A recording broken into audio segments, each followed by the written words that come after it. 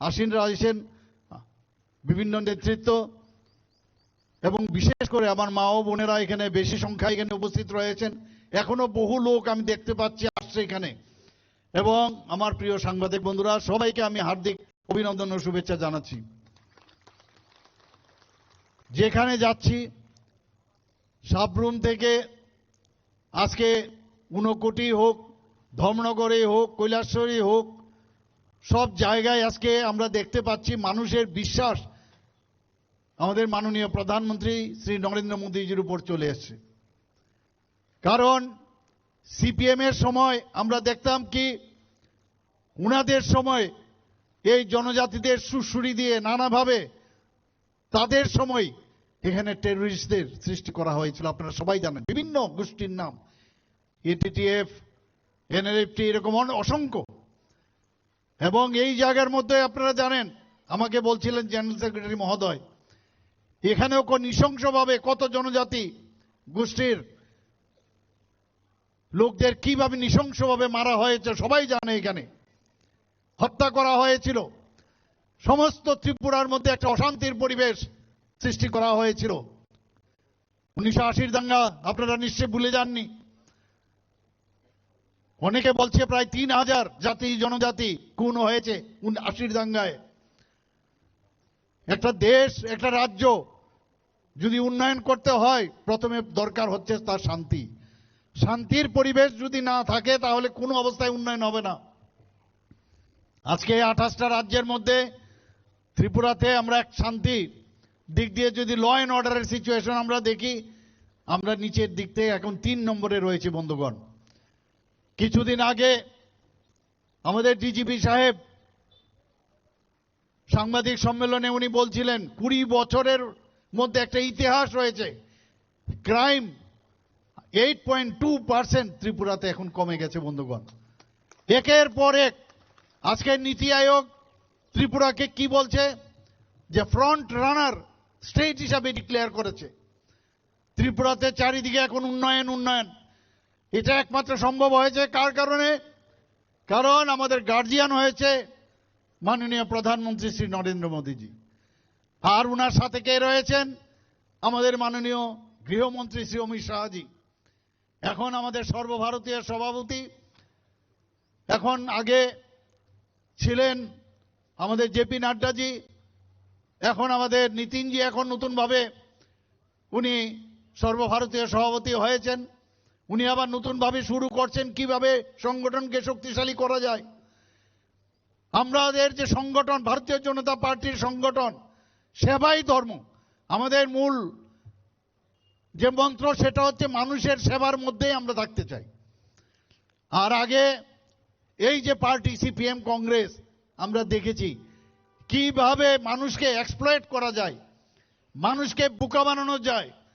আর অনেকে বলে ঠকাই ঠকাই, আর মানুষকে কিভাবে ঠকানো যায়, এই ঠকাই ঠকাই করে 35 বছর, এরপরে এখনো ঠকানোই চলছে। এর বিস্তারিত আলোচনা করেছেন আমার পূর্ববর্তী বক্তারা। ভারতীয় জনতা পার্টি মিথ্যা কথা বলে না, যা বলে তাই করে। আজকে মাননীয় প্রধানমন্ত্রীজি আসার পর যেভাবে জনজাতিদের তাদের উন্নয়নের কথা বলছেন, যেভাবে সম্মান দেওয়ার চেষ্টা করছেন, মুখে নয়, কথায় নয়, কাজের মাধ্যমে। আজকে আমাদের দেশের রাষ্ট্রপতিজি একজন জনজাতি মহিলা, তাও আবার মহিলা। আজকে কোনোদিন ভাবা যায় কোনোদিন যে একজন জনজাতি মহিলা উড়িষ্যার অজগাঁয়ের থেকে উনাকে আজকে রাষ্ট্রপতি বানানো হয়েছে। গতকাল উনি, আপনারা সবাই বাজেটে উনি শুরু করেছেন, ওনার বক্তব্যের মাধ্যমে বাজেটের অধিবেশন শুরু হয়েছে। এইরকম একটা সম্মান একমাত্র সম্ভব হয়েছে মাননীয় প্রধানমন্ত্রীজি এবং ভারতীয় জনতা পার্টির জন্য। আমাদের এই এডিসি এলাকার যদি উন্নয়ন আপনাদের দেখতে হয়, ত্রিপুরা সরকার বাদে এটা কোনো দিন সম্ভব হবে না, কোনো দিন সম্ভব নয়। কেউ যদি বলে যে আমাদের এখানে এত জায়গা আছে, তেমক জায়গা আছে, বিভিন্ন ইনভেস্টরদের বলে আসে যে আমার এখানে প্রচুর জায়গা আছে, আপনারা চলে আসুন, আসবে না। ওরা প্রথমেই বলবে সরকার কি বলছেন।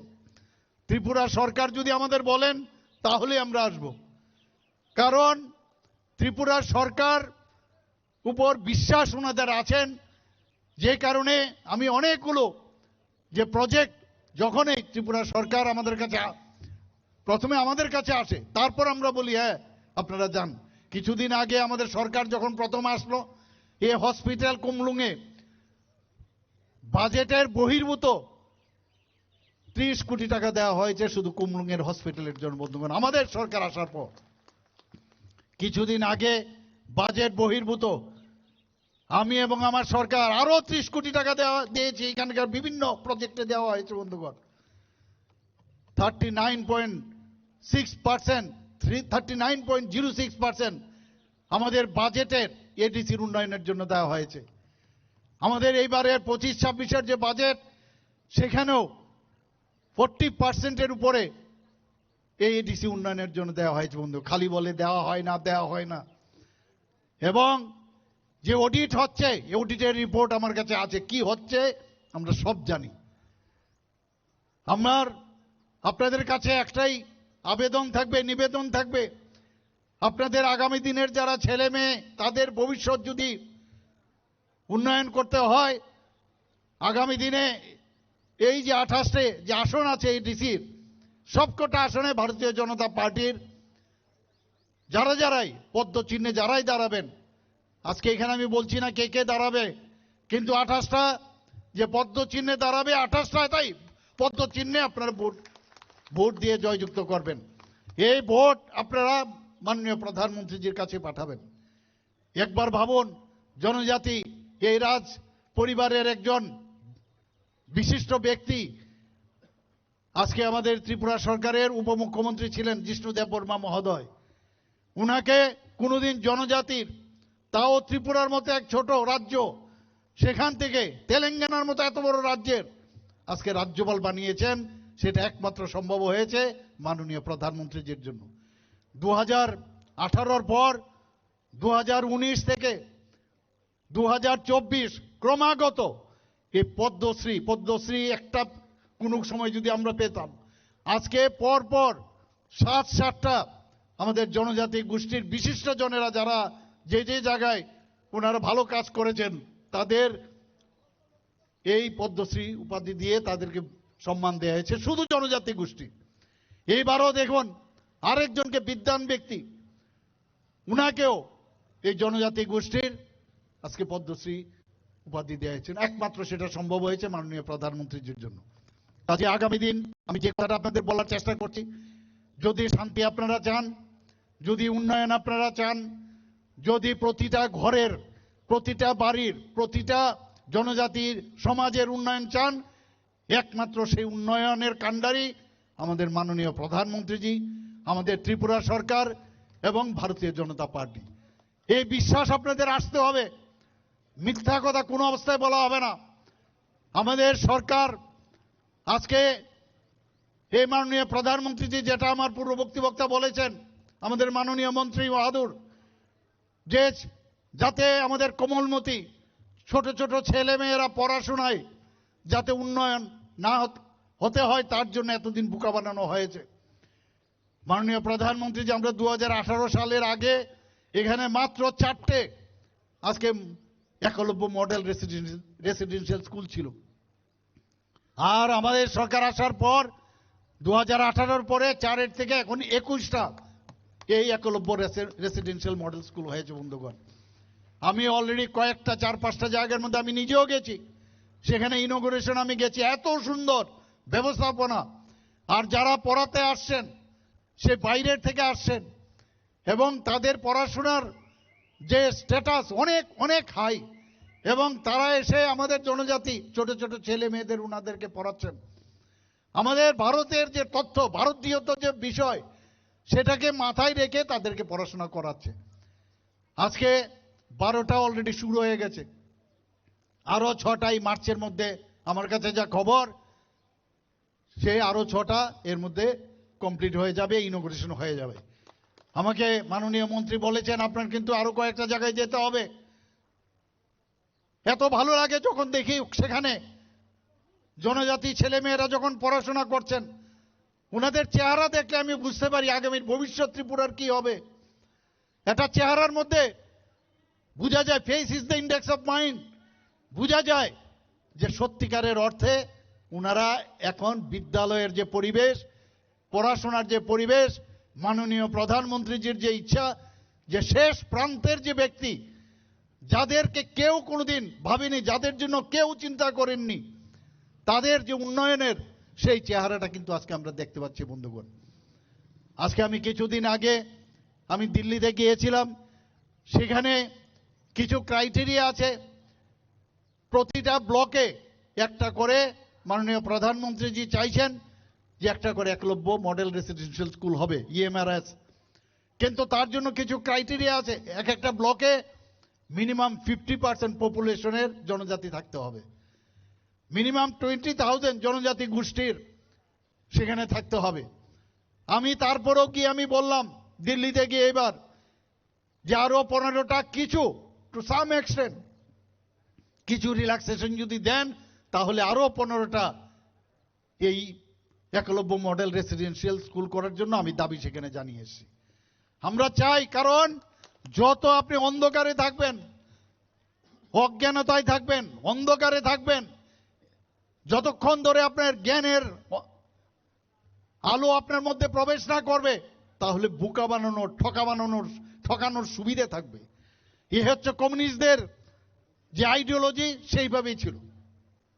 আর আমাদের সরকার বলছে না, আমাদের এই যে অন্ধকার আর আলোর মাঝখানে যে শিক্ষার যে সেতু, সেটা আমরা দিতে চাই। আমাদের ছেলে মেয়েরা মানুষ হবে, ভালোভাবে আমরা যে কোনো জিনিস কোনটা ঠিক কোনটা বেঠিক তারা বুঝতে পারবে।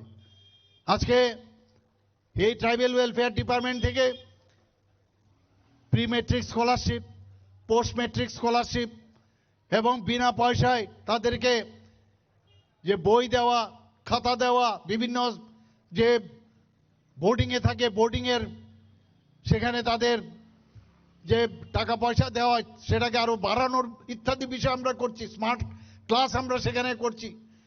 সমস্ত বোর্ডিং জায়গাগুলো আমরা একটা সুন্দর পরিবেশ আমরা চেষ্টা করছি সেখানে।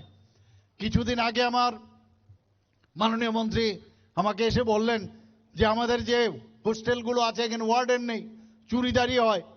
আমি সাথে সাথে বললাম হয়ে যাবে, ক্যাবিনেটের ডিসিশন নিয়ে প্রায় 150-57টার মতো আমরা ওয়ার্ডেন নিযুক্তি দিয়েছি বন্ধুগণ। আমি বারবার বলেছি জনজাতিদের জন্য যারা এতদিন ধরে মিথ্যার আশ্রয় নিয়ে বোকা বানিয়েছে, আমি বলেছি তাদের জন্য যা যা দরকার তুমি বলবে খালি, আর আমি সাথে সাথে বলবো এবং করে দাও, কোনো প্রশ্নই উঠে না।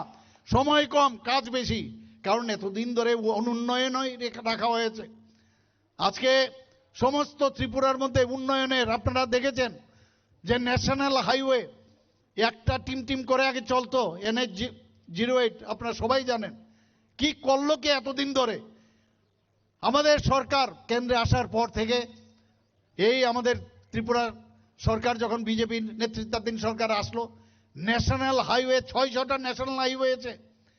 আমি নীতিন গডকারিজিকে যখন আমাদের ইউনিয়ন MORTH ওনাকে আমি বললাম যে আমাদের প্রথম যে NH-08 আছে এটাকে 4 লেন আপনার করতে হবে।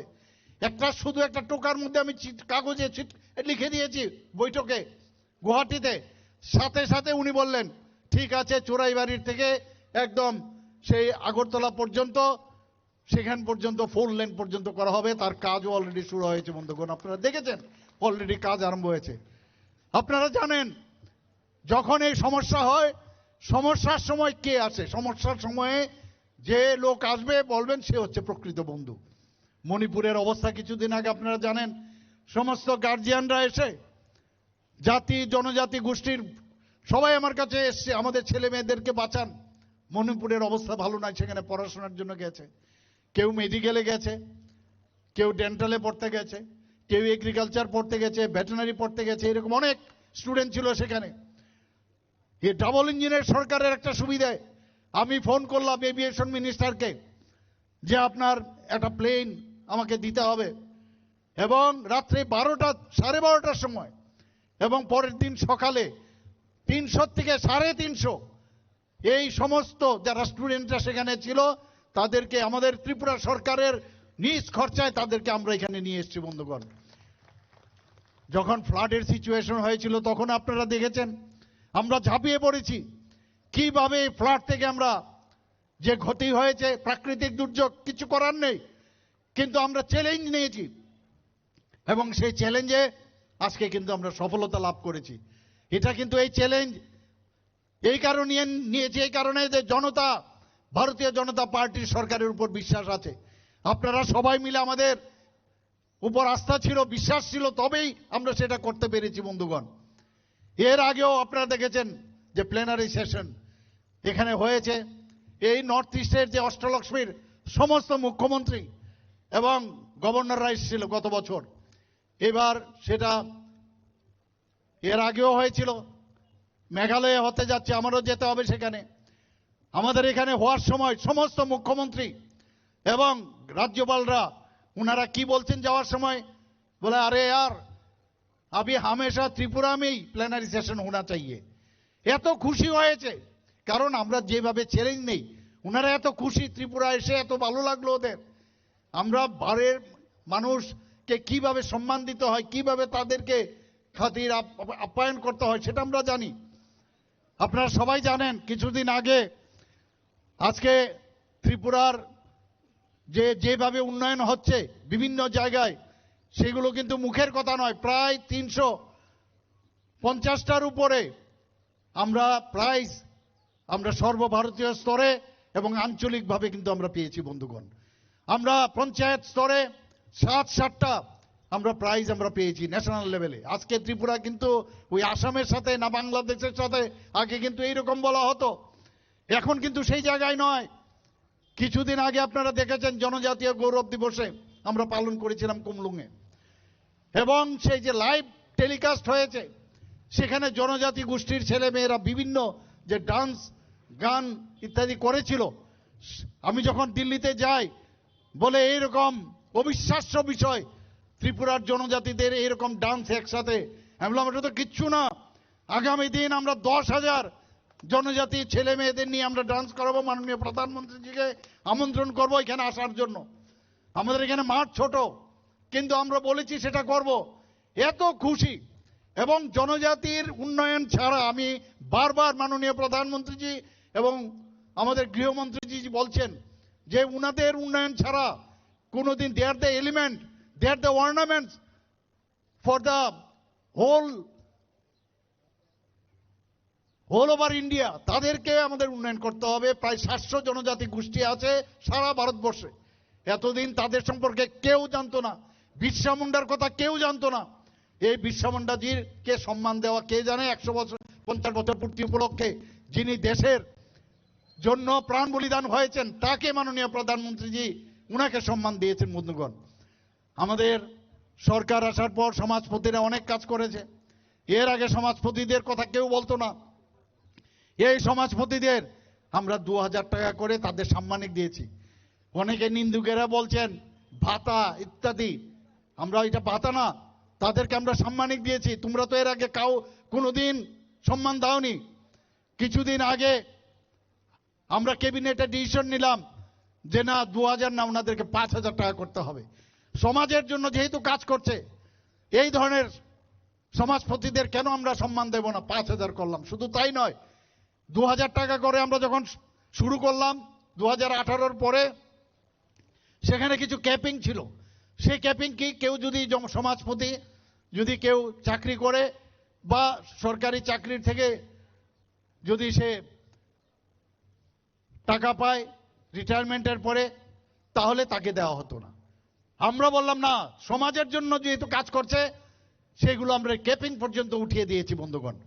এই 19টা যে জনজাতি গোষ্ঠী আছে তাদের সবাইকে আমি দেওয়ার জন্য বলেছি। শুধু তাই নয়, ক্যাবিনেটে বসে আমি জিজ্ঞেস করলাম জনজাতি গোষ্ঠী ত্রিপুরাতে কত, আমাদের রেজিস্ট্রিকৃত কত। চিফ সেক্রেটারি মহোদয় আমাকে বললেন প্রায় 40 জনজাতি গোষ্ঠী আছে ত্রিপুরাতে। আপনারা জানি না সবাই জানেন কিনা। আমি বললাম সমস্ত ডিস্ট্রিক্ট ম্যাজিস্ট্রেটকে বলুন, আমরা কাউকে আমরা হারাতে চাই না। উনাদের যে কালচার, উনাদের যে সংস্কৃতি পরম্পরা, তাদেরকে আমরা সম্মান দিতে চাই। কিছু কিছু জনজাতি গোষ্ঠী আছে মাত্র 1500, আস্তে আস্তে কমে 300-400 হয়ে গেছে। আমি বললাম সবার তাদের যার যার আলাদা আলাদা করে তাদের সংস্কৃতি রয়েছে, তাদের সংস্কৃতি আমাদের গর্ব, তাদেরকে বাঁচাতে হবে। আমি বললাম সবাইকে, এই জনজাতি গোষ্ঠীর কেউ যদি সমাজপতি হোক, সে চৌধুরী হোক, সে রাই হোক, সে যাই হোক, তাদেরকে সবাইকে আমরা 5,000 টাকা করে দেব বন্ধুগণ। সেই ডিসিশন হয়েছে। আমাদের জনজাতি গোষ্ঠীর অনেকগুলো, আমরা আপনারা সবাই জানেন, অনেক সময় জনজাতিদের যে স্কিম, আমাদের ন্যাশনালি যে স্কিমগুলো থাকে, আমাদের যে স্কিমগুলো আমাদের স্টেট লেভেলে থাকে, সেই আমাদের জনজাতি ভাই বোনেরা অনেক সময় অফিসে যান, যাওয়ার পর কোন টেবিলে যাবে বুঝতে পারেন না। আমি বললাম যে সমস্ত সাব ডিভিশনাল লেভেলে, ডিস্ট্রিক্ট লেভেলে একজন করে টিসিএস সমকক্ষ অফিসারকে আমরা নিযুক্ত দিয়েছি বন্ধুগণ। এবং সেখানে কি বলেছি যে তাদের কাজ হবে ডিস্ট্রিক্ট লেভেলে এবং সাব ডিভিশন লেভেলে শুধুমাত্র জনজাতিদের যেসব স্কিমগুলো আছে সেগুলো যাতে 100% সেগুলো যাতে হয়, শুধু তাদের কাজ হবে সেগুলো দেখে রাখার জন্য। সেইভাবে আমরা কাজ করছি বন্ধুগণ, একের পর এক। আজকে এই কমিউনিস্টদের সময় মহারাজাদের কি অবস্থা ছিল, ঘরের ভিতর ঢুকিয়ে রেখেছিল, মহারাজাদের সেইভাবে দাম দেয়নি। আমাদের সরকার আসার পর সত্যিকারের অর্থে ভারতীয় জনতা পার্টি মহারাজাদের সম্মান দিতে জানে। 500 বছরের মাণিক্য ডাইনেস্টি কোথায় হারিয়ে গিয়েছিল, তখন তো আমরা দেখিনি কোনো পার্টির রা শব্দ আমরা দেখিনি। আজকে গণতন্ত্র বুকের বাতাস, গণতন্ত্র বুকের বাতাস, অনেকে অনেক কথা বলছেন, তখন তো কাউকে দেখা যায়নি। আমরা এসে মহারাজাদের সম্মান দেওয়ার চেষ্টা করেছি বন্ধুগণ। এই এয়ারপোর্ট থেকে যখন আপনারা আসবেন দেখবেন এই মহারাজার ফ্যামিলি সারা ভারতবর্ষের মধ্যে শুধু নয়, সারা পৃথিবীর মধ্যে যার নাম জানে বিশিষ্ট সুরকার এবং গায়ক শচীন দেববর্মন, এই মহারাজার ফ্যামিলিরই।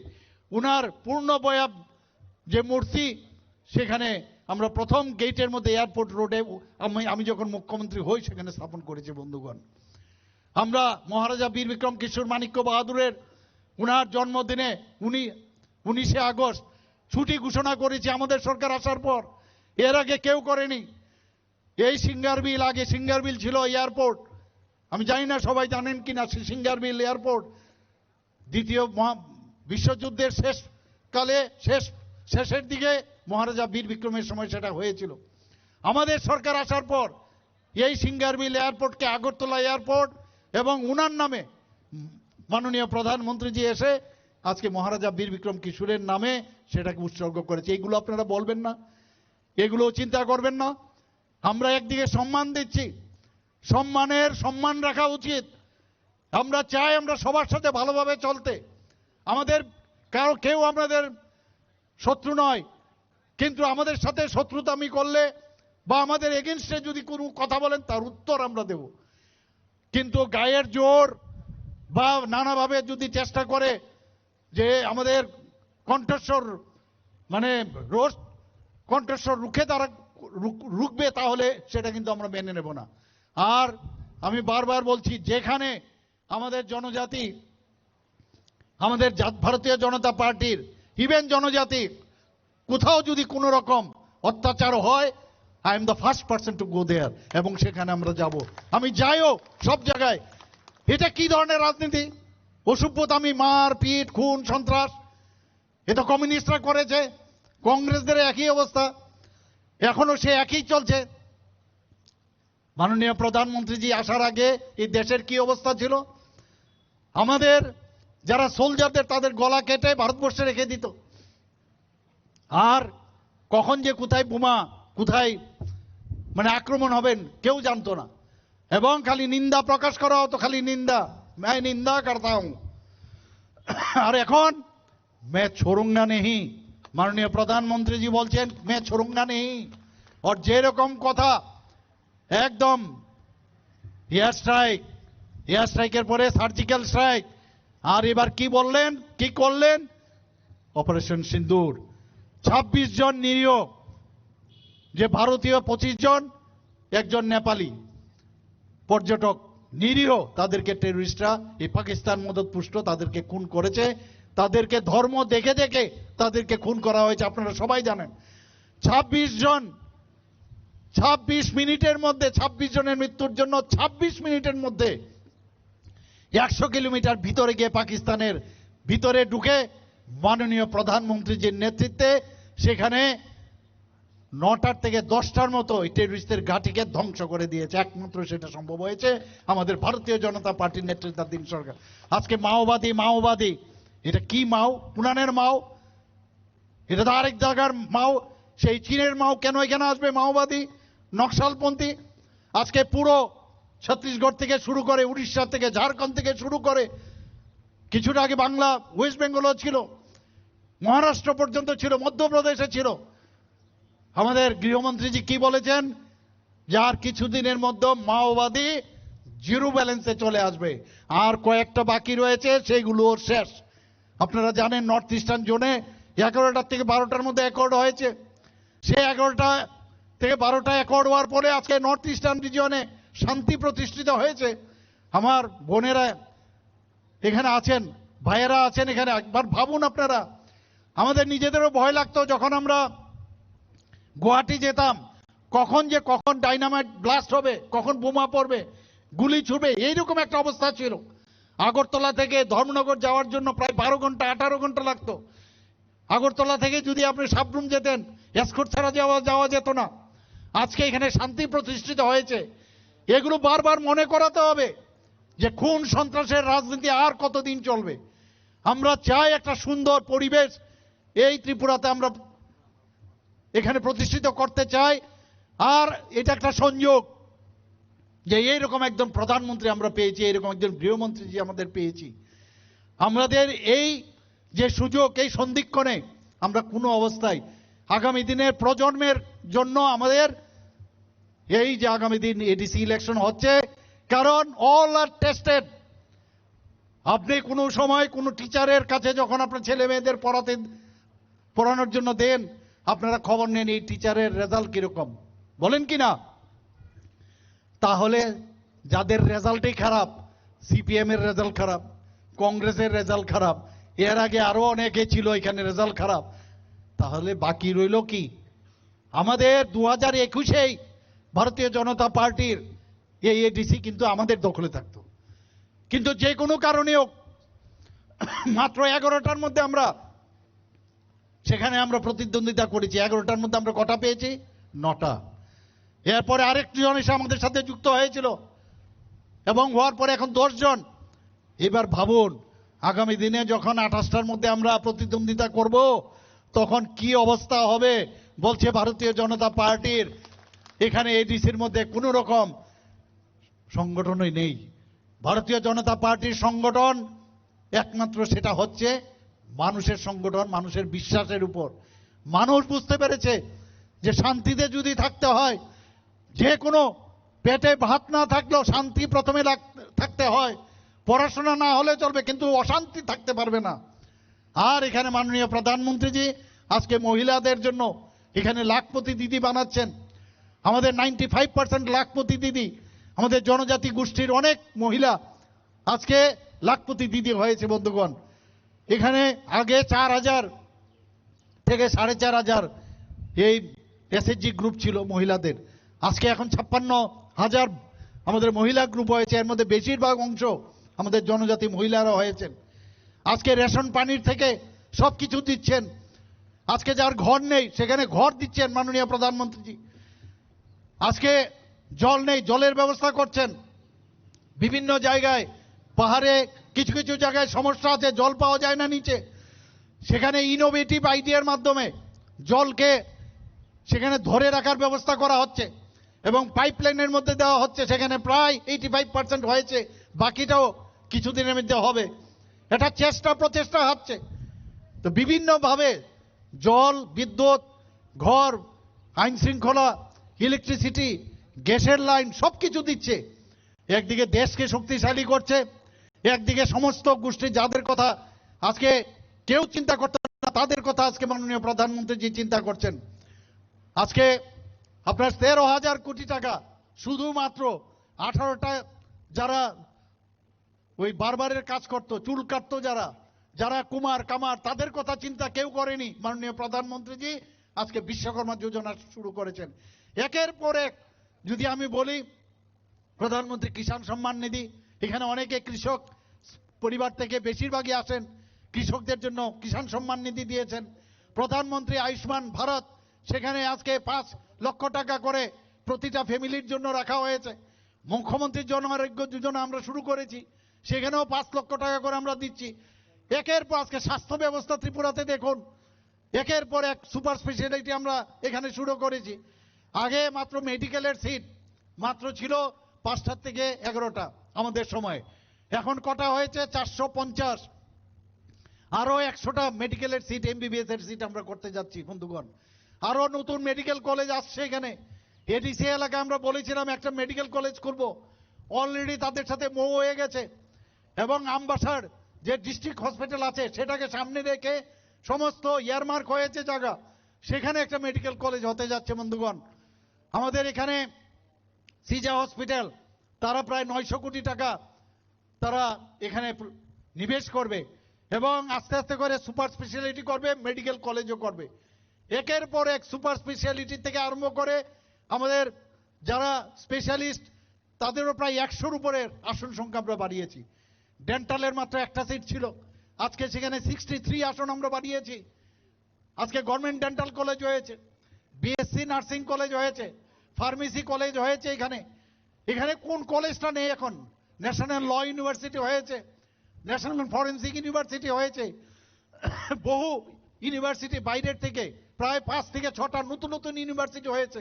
আমাদের জনজাতি ভাই বোন, আমাদের জাতি জনজাতি সবাই এখন সেখানে পড়ার সুযোগ পাচ্ছে, বাইরে যাওয়ার দরকার পড়ছে না। এটাকে বলে উন্নয়ন। আজকে এত বড় এডিসি এলাকা, তার উন্নয়ন কেন হবে না? 1400 কোটি টাকা আমরা ওয়ার্ল্ড ব্যাংক থেকে আমরা নিয়েছি শুধু জনজাতি